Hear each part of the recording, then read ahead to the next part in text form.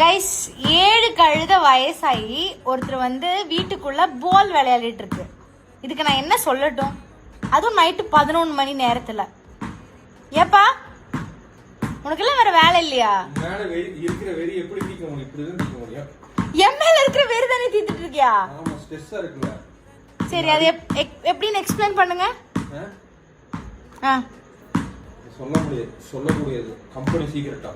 அந்த பால் நானே இல்ல தரேன் நானா? இது மண்டை நினைச்சுக்கோ. மண்டையில தான் நான் அடிச்சிட்டு இருக்கேன்.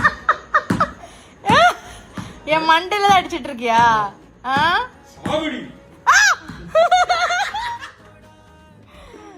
அப்போ ஓகே சரி மண்டை அது